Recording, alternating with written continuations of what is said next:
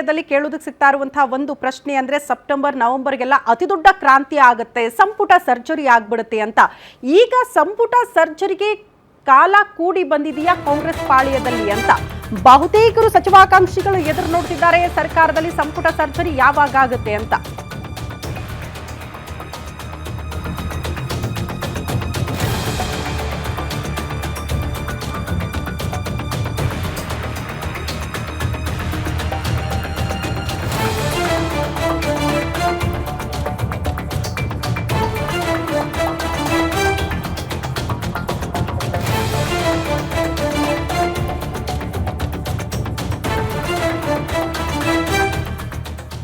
ಸದ್ಯ ಕಾಂಗ್ರೆಸ್ ಪಾಳ್ಯದಲ್ಲಿ ಬಿಸಿ ಬಿಸಿ ಚರ್ಚೆ ಆಗ್ತಾ ಇರುವಂತಹ ವಿಚಾರ ಅಂದ್ರೆ ಇದು ಸಂಪುಟ ಸರ್ಜರಿ. ಸಿಎಂ ಸಿದ್ದರಾಮಯ್ಯ ಸರ್ಕಾರದಲ್ಲಿ ಸಂಪುಟಕ್ಕೆ ಮೇಜರ್ ಸರ್ಜರಿ ಆಗುವ ಕಾಲ ಸನ್ನಿಹಿತ. ಸರ್ಕಾರಕ್ಕೆ 3 ವರ್ಷ ತುಂಬಿರುವ ಬಳಿಕ ಸಂಪುಟ ಪುನರಚನೆ ಆಗೋದು ಫಿಕ್ಸ್ ಅಂತೆ. ಸಿಎಂ ಸಿದ್ದು ಸಂಪುಟದ ಹಿರಿಯ ಸಚಿವರಿಗೆ ಕೋಕ್ ನೀಡೋದು ಕೂಡ ಫಿಕ್ಸ್ ಅಂತ ಹೇಳಲಾಗ್ತಾ ಇದೆ. ಹಿರಿಯ ಸಚಿವರಿಗೆ ಕೋಕ್ ಕೊಟ್ರೆ ಯಾರಿಗೆ ಸಿಗಬಹುದು ಚಾನ್ಸ್ ಅನ್ನೋದು ಬಹುತೇಕರ ಪ್ರಶ್ನೆ. ರಾಹುಲ್ ಗಾಂಧಿ ಸಲಹೆ ಪ್ರಕಾರ ಯಂಗ್ ಕ್ಯಾಬಿನೆಟ್ ರಚನೆ ಮಾಡಬೇಕಂತೆ. ಈ ಬಾರಿ ಹಿರಿಯ ಸಚಿವರನ್ನ ಕೈಬಿಟ್ಟು ಹೊಸ ಮುಖಗಳಿಗೆ ಆದ್ಯತೆ ಕೊಡಬೇಕು ಅನ್ನುವಂತ ಸೂಚನೆ ರಾಹುಲ್ ಗಾಂಧಿ ಅವರಿಂದ. 50 ವರ್ಷದ ಒಳಗಿನ ಶಾಸಕರಿಗೆ ಆ ಮೂಲಕ ಸಚಿವ ಸ್ಥಾನ ಸಿಗುತ್ತಾ? 2ಕ್ಕಿಂತ ಹೆಚ್ಚು ಬಾರಿ ಗೆದ್ದವರಿಗೆ ಸಚಿವ ಸ್ಥಾನದ ಬಗ್ಗೆ ಚಿಂತನೆ ಆಗ್ತಾ ಇದೆಯಂತೆ ಸರ್ಕಾರದ ಮಟ್ಟದಲ್ಲಿ. ರಾಹುಲ್ ಗಾಂಧಿ ಅವರ ಸೂಚನೆಯನ್ನ ಪಾಲನೆ ಮಾಡೋದಕ್ಕೆ ಸಿಎಂ ಸಿದ್ದರಾಮಯ್ಯ, ಡಿಸಿಎಂ ಡಿಕೆ ಶಿವಕುಮಾರ್ ನಿರ್ಧಾರ ಮಾಡಿದ್ದಾರೆ. ಹಾಗಾದ್ರೆ ಹೊಸ ಮುಖಗಳು ಯಾರದ್ದು? 2 ಬಾರಿ ಗೆದ್ದಿರುವಂತಹ ಹೊಸ ಶಾಸಕರಿಗೆ ಸಂಪುಟದಲ್ಲಿ ಈ ಬಾರಿ ಸ್ಥಾನ ಸಿಗೋದು ಫಿಕ್ಸ್ ಅಂತ ಹೇಳಲಾಗ್ತಾ ಇದೆ. ಸಹಜವಾಗಿ ಕಾಂಗ್ರೆಸ್ ಪಾಳ್ಯದಲ್ಲಿ ಇದೊಂದು ಆರೋಪ ಇತ್ತು, ಕೊಟ್ಟವರಿಗೆ ಪದೇ ಪದೇ ಸಚಿವ ಸ್ಥಾನ ಕೊಡ್ತಿದ್ದೀರಿ, ದಯವಿಟ್ಟು ನಮಗೊಂದ್ಸಾರಿ ಅವಕಾಶ ಕೊಡಿ, ನಾವು ಕೆಲಸ ಮಾಡೋದಕ್ಕೆ ಸಿದ್ಧರಿದ್ದೀವಿ ಅಂತ ಬಹುತೇಕರು ಒಂದೇ ಒಂದು ಬಾರಿ ಸಚಿವ ಸ್ಥಾನ ಗಿಟ್ಟಿಸಿಕೊಳ್ಳದೇ ಇರೋರು ಕೂಡ ಮಾತನಾಡ್ತಾ ಇದ್ರು. ಹಾಗಾಗಿ ಅಂಥವರಿಗೆ ಈ ಬಾರಿ ಅವಕಾಶ ಸಿಕ್ಕರೂ ಕೂಡ ಆಶ್ಚರ್ಯ ಪಡಬೇಕಾಗಿಲ್ಲ. ಮತ್ತೊಂದು ಮಾಹಿತಿ ಇದೆ, ಹಿರಿಯ ಸಚಿವರಿಗೆ ಕೋಕ್ ಕೊಡ್ತಾ ಇರೋದು ಯಾಕೆ ಹೈಕಮಾಂಡ್ ಅನ್ನೋದು ಪ್ರಶ್ನೆ.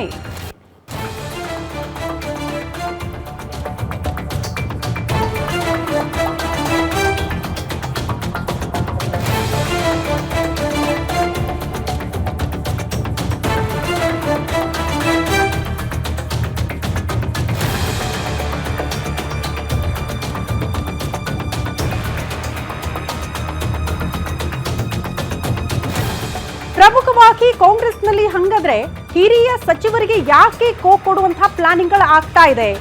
ಯಾವ ವಿಚಾರಗಳನ್ನ ಮುಂದಿಟ್ಕೊಂಡು ಅಂತವರಿಗೆ ಕೋಕ್ ಕೊಡಬಹುದು ಕಾಂಗ್ರೆಸ್ನ ಹೈಕಮಾಂಡ್ ಅನ್ನುವಂತಹ ಪ್ರಶ್ನೆಗೆ ಅದಕ್ಕೆ ಒಂದಷ್ಟು ಕಾರಣಗಳು ಕೂಡ ಸಿಗ್ತಾ ಇದೆ. ಹೊಸಬರಿಗೆ ಸಂಪುಟದಲ್ಲಿ ಆದ್ಯತೆ ನೀಡೋದ್ರ ಹಿಂದೆ ಮೆಗಾ ಪ್ಲಾನ್ ಕೂಡ ಕಾಂಗ್ರೆಸ್ ಹೈಕಮಾಂಡ್ನದ್ದಂತೆ.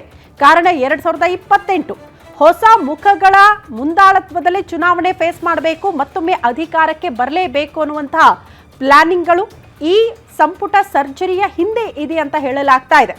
ಸಹಜವಾಗಿ ಕೆಲ ಹಿರಿಯ ಸಚಿವರು, ಪ್ರಭಾವಿ ಸಚಿವರು ಸರಿಯಾಗಿ ಕೆಲಸ ಮಾಡ್ತಾ ಇಲ್ಲ, ಅನುದಾನದ ತಾರತಮ್ಯ, ಇಲಾಖೆಯಲ್ಲಿ ಭ್ರಷ್ಟಾಚಾರ, ಇಂಥ ಸಾಲು ಸಾಲು ಆರೋಪಗಳಿರೋದ್ರಿಂದ ಅಂಥವರನ್ನ ಕೈಬಿಟ್ಟು ಹೊಸವರಿಗೆ ಆದ್ಯತೆ ಕೊಡಿ, ನಾವು ಕೂಡ ಕೆಲಸ ಮಾಡೋದಕ್ಕೆ ಸಿದ್ಧ ಅನ್ನುವಂತಹ ಮೆಸೇಜ್ ಅನ್ನ ಕೆಲವರು ಕೊಟ್ಟಿರೋದ್ರಿಂದ ಕಾಂಗ್ರೆಸ್ ಹೈಕಮಾಂಡ್ ಅದನ್ನ ಪಾಲನೆ ಮಾಡೋದಕ್ಕೆ ಮುಂದಾಗ್ತಾ ಇದೆ ಅಂತ.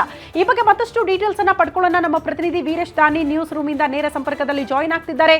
ವೀರೇಶ್, ಸಂಪುಟಕ್ಕೆ ಸರ್ಜರಿ ಆಗಾಗ ಕೇಳೋದಕ್ಕೆ ಸಿಗ್ತಾ ಇರುವಂತಹ ಮಾತು, ಜೊತೆಗೆ ಸಂಕ್ರಾಂತಿ ಬಂದಾಗ ಸಂಕ್ರಾಂತಿ ಕ್ರಾಂತಿ ಆಗ್ಬಿಡುತ್ತಾ ರಾಜಕೀಯ ವಲಯದಲ್ಲಿ ಅನ್ನುವಂತಹ ಪ್ರಶ್ನೆಗಳು, ಅದಕ್ಕೂ ಮುನ್ನವೇ ಸಂಪುಟ ಸರ್ಜರಿ ಆಗುತ್ತೆ ಅಂತ ಹೇಳಲಾಗ್ತಾ ಇದೆ. ಏನ್ ನಿರೀಕ್ಷೆ ಮಾಡಬಹುದು? ಶ್ರುತಿ, ಸಿಎಂ ಸಿದ್ದರಾಮಯ್ಯ ಸರ್ಕಾರಕ್ಕೆ ಈಗಾಗಲೇ 2.5 ವರ್ಷ ಆಗ್ತಾ ಬರ್ತಾ ಇದೆ. ಒಂದು ಕಡೆ ಸಿಎಂ ಸಿದ್ದರಾಮಯ್ಯನವರು ಸಹ ಸಚಿವ ಸಂಪುಟ ಪುನರ್ರಚನೆಯನ್ನು ಮಾಡಲಿಕ್ಕೆ ಸಾಕಷ್ಟು ಉತ್ಸುಕತೆಯನ್ನು ಹೊಂದಿರುವಂಥದ್ದು. ಈ ಹಿನ್ನೆಲೆಯಲ್ಲಿ ಈಗಾಗಲೇ ಹೈಕಮಾಂಡ್ ಮಟ್ಟದಲ್ಲೂ ಸಹ ಕೆಲವು ಶಾಸಕರುಗಳು ಲಾಬಿಯನ್ನು ಮಾಡ್ತಾ ಇರುವಂಥದ್ದು. ಅದರಲ್ಲೂ ವಿಶೇಷವಾಗಿ ಈ ಹಿಂದೆಯಿಂದನೂ ಸಹ ಕೇಳಿ ಬರ್ತಾ ಇರುವಂಥ ಆರೋಪ ಏನಂತಂದರೆ, ಕಾಂಗ್ರೆಸ್ನಲ್ಲಿ ಕೊಟ್ಟಿರುವಂಥವ್ರಿಗೆ ಮತ್ತೆ ಪದೇ ಪದೇಯಾಗಿ ಅವರಿಗೆ ಸಚಿವ ಸ್ಥಾನವನ್ನು ಕೊಡ್ತಾ ಇದ್ದೀರಿ ಅನ್ನೋ ಒಂದು ಮಾತುಗಳು ಸಹ ಕೇಳಿ ಬರ್ತಾ ಇರುವಂಥದ್ದು. ಮತ್ತು ಈಗಾಗಲೇ ಬಹಳಷ್ಟು ಸಂಪುಟದಲ್ಲಿರ್ತಕ್ಕಂಥ ಸಚಿವರು ಸಹ ಶಾಸಕರುಗಳಿಗೆ ಸರಿಯಾಗಿ ಸ್ಪಂದಿಸಿದಿಲ್ಲ, ಅನುದಾನ ಹಂಚಿಕೆ ವಿಚಾರದಲ್ಲೂ ಸಹ ತಾರತಮ್ಯವನ್ನು ಮಾಡ್ತಾರೆ ಅಂತ ಹೇಳಿ ಬಹಳಷ್ಟು ಗಂಭೀರವಾದಂಥ ಆರೋಪವನ್ನು ಮಾಡಿದರು. ಈ ಹಿನ್ನೆಲೆಯಲ್ಲೇ ಈಗಾಗಲೇ AICC ಮಟ್ಟದಲ್ಲೇ ಕಾಂಗ್ರೆಸ್ನ ನಾಯಕರುಗಳು ಸಹ ಎಲ್ಲರೂ ಚಿಂತನೆಯನ್ನು ಮಾಡ್ತಾ ಇರುವಂಥದ್ದು ಏನಂತಂದರೆ, 2023 ಚುನಾವಣೆಯಲ್ಲಿ ಗೆದ್ದು ಅಧಿಕಾರಕ್ಕೆ ಬಂದಿದ್ದಾಯಿತು, ಆದರೆ 2028 ಚುನಾವಣೆಯೂ ಸಹ ನಮಗೆ ಟಾರ್ಗೆಟ್ ಆಗಿರೋ ಹಿನ್ನೆಲೆಯಲ್ಲಿ ಸಚಿವ ಸಂಪುಟ ಪುನರ್ರಚನೆ ಮಾಡುವಂಥ ಸಂದರ್ಭದಲ್ಲಿ ಯುವಕರಿಗೆ, ಅದರಲ್ಲೂ ವಿಶೇಷವಾಗಿ ಹೊಸಬರಿಗೆ ಆದ್ಯತೆಯನ್ನು ಕೊಡಬೇಕು ಅನ್ನೋ ಒಂದು ನಿಟ್ಟಿನಲ್ಲೇ ಹೈಕಮಾಂಡ್ ಮಟ್ಟದಲ್ಲಿ ನಾಯಕರುಗಳು ಸಚಿವರುಗಳು ಚಿಂತನೆಯನ್ನ ಮಾಡ್ತಾ ಇರುವಂಥದ್ದು. ಈಗಿರ್ತಕ್ಕಂಥ ಸಚಿವ ಸಂಪುಟದಲ್ಲಿ ಬಹುತೇಕವಾಗಿ ಕೇವಲ 50 ವರ್ಷದ ಒಳಗಿರ್ತಕ್ಕಂಥ ಯಂಗ್ ಸಚಿವರಂದ್ರೆ ಕೇವಲ ಪ್ರಿಯಾಂಕಾ ಖರ್ಗೆ ಒಬ್ರು. ಅವರನ್ನು ಹೊರತುಪಡಿಸಿದ್ರೆ ಸಾಕಷ್ಟು ಎಲ್ಲರೂ ಸಹ ಹಿರಿಯ ಸಚಿವರಿದ್ದಾರೆ. ಹೀಗಾಗಿ ಹಿರಿಯ ಸಚಿವರುಗಳನ್ನ ಅವರನ್ನು ಸಹ ಪಕ್ಷದಲ್ಲಿ ಅವರನ್ನ ಇಟ್ಕೊಂಡು ಅವರ ಅನುಭವ ಮತ್ತು ಅವರ ಮಾರ್ಗದರ್ಶನದಲ್ಲಿ ಪಕ್ಷ ಸಂಘಟನೆ ಮಾಡೋಣ, ಯುವಕರಿಗೆ ಸಾಕಷ್ಟು ಆದ್ಯತೆಗಳನ್ನು ಕೊಡೋಣ, ಹೊಸಬರಿಗೆ ಆದ್ಯತೆಯನ್ನು ಕೊಟ್ಟರೆ ಸರ್ಕಾರಕ್ಕೆ ಒಂದು ಇಮೇಜ್ ಬರುತ್ತೆ ಮತ್ತು 2028ರ ಚುನಾವಣೆಯನ್ನು ಗೆಲ್ಲಲಿಕ್ಕೆ ನಮಗೂ ಅನುಕೂಲ ಆಗುತ್ತೆ ಅನ್ನೋ ಒಂದು ನಿಟ್ಟಿನಲ್ಲೇ AICC ಮಟ್ಟದಲ್ಲಿ ಒಂದು ಕಾರ್ಯತಂತ್ರ ನಡೀತಾ ಇರುವಂಥದ್ದು. ಮತ್ತು AICC ಅಧಿನಾಯಕ ಆಗಿರ್ತಕ್ಕಂಥ ರಾಹುಲ್ ಗಾಂಧಿ ಅವರು ಸಹ ಈಗಾಗಲೇ ಯುವಕರಿಗೆ ಮತ್ತು ಹೊಸಬರಿಗೆ ಆದ್ಯತೆಯನ್ನು ಕೊಡಿ ಮುಂದಿನ ಸಚಿವ ಸಂಪುಟ ಪುನರ್ರಚನೆಯ ವೇಳೆಯಲ್ಲಿ ಅನ್ನೊಂದು ಸಲಹೆಯನ್ನು ಸಹ CM ಸಿದ್ದರಾಮಯ್ಯನವರಿಗೆ ಕೊಟ್ಟಿದ್ದಾರೆ ಅನ್ನೋ ಒಂದು ಮಾಹಿತಿ ಸಹ ಇದೀಗ ಗೊತ್ತಾಗ್ತಾ ಇರುವಂಥದ್ದು. ಶ್ರುತಿ. ಓಕೆ ವೀರೇಶ್, ಈಗ ನೆಕ್ಸ್ಟ್ ಹೊಸ ಮುಖಗಳಿಗೆ ಆದ್ಯತೆ ಅಂತ ಹೇಳಲಾಗ್ತಾ ಇದೆ ಅಲ್ಲ, ಯಾವ ಮಾನದಂಡಗಳನ್ನ ಇಟ್ಕೊಂಡು ಸಚಿವ ಸ್ಥಾನ ಸಿಗಬಹುದು, ಜೊತೆಗೆ ಹೊಸ ಮುಖಗಳಿಗೆ ಆದ್ಯತೆ ಕೊಡ್ತಾ ಇರೋದ್ರ ಹಿಂದೆ ಇರುವಂತಹ ಪ್ಲಾನ್ಗಳು ಏನು ಅಂತ? ಶ್ರುತಿ, ಕಾಂಗ್ರೆಸ್ಗೆ ಬಹುದೊಡ್ಡದಾದಂಥ ಗುರಿ ಇರುವಂಥದ್ದು 2028ರ ಚುನಾವಣೆ. ಈಗಾಗಲೇ 2023ರ ಚುನಾವಣೆ ಗೆದ್ದ ಬಳಿಕ ಮುಂದಿನ 10 ವರ್ಷಗಳು ಸಹ ರಾಜ್ಯದಲ್ಲಿ ಕಾಂಗ್ರೆಸ್ ಅಧಿಕಾರಕ್ಕೆ ಇರಬೇಕು. ಯಾಕಂತಂದ್ರೆ ಕಾಂಗ್ರೆಸ್ಗೆ ಭದ್ರ ಬುನಾದಿ ಇರುವಂಥದ್ದು ಕರ್ನಾಟಕದಲ್ಲಿ ಮಾತ್ರ. ಹೀಗಾಗಿ ಕರ್ನಾಟಕದಲ್ಲಿ ಯಾವುದೇ ಕಾರಣಕ್ಕೂ ಸಹ ಅಧಿಕಾರವನ್ನು ಕಳೆದುಕೊಳ್ಳಿಕ್ಕೆ AICC ನಾಯಕರುಗಳು ತಯಾರಿಲ್ಲ. ಆ ಹಿನ್ನೆಲೆಯಲ್ಲಿ ಕರ್ನಾಟಕ ರಾಜ್ಯದಲ್ಲಿ ಕಾಂಗ್ರೆಸ್ಸನ್ನು ಉಳಿಸ್ಕೊಳ್ಳಿಕ್ಕೆ ಅವರು ಬೇರೆ ಬೇರೆ ರೀತಿಯಾದಂಥ ಪ್ಲಾನ್ಗಳನ್ನು ಮಾಡ್ತಾ ಇರುವಂಥದ್ದು. ಬಹಳಷ್ಟು ಈಗಾಗಲೇ ಈಗಿರ್ತಕ್ಕಂಥ ಸರ್ಕಾರದಲ್ಲಿ ಸಾಕಷ್ಟು ಯುವ ಶಾಸಕರುಗಳು ಇದ್ದಾರೆ. ಅವರನ್ನ ಪಕ್ಷಕ್ಕೆ ಬಳಸ್ಕೊಳ್ಳೋಣ, ಅವರ ಒಂದು ಏನು ಉತ್ಸಾಹ ಇರ್ಬೋದು ಮತ್ತು ಅವರ ಸಂಘಟನೆ ಇರ್ಬೋದು ಅದನ್ನ ಬಳಸ್ಕೊಂಡು ಮುಂದಿನ ಚುನಾವಣೆಗಳನ್ನು ಸಹ ನಾವು ಗುರಿಯಾಗಿಟ್ಕೊಂಡು ಹೋರಾಟವನ್ನು ಮಾಡೋಣ ಅಂತ ಹೇಳಿ AICC ಮಟ್ಟದಲ್ಲಿ ಒಂದು ಪ್ಲಾನ್ ಆಗ್ತಾ ಇರುವಂಥದ್ದು.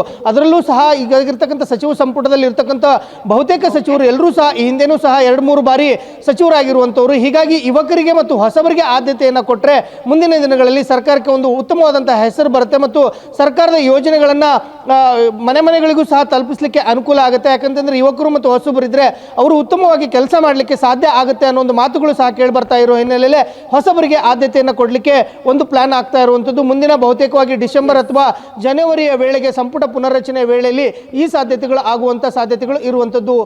ಶ್ರುತಿ.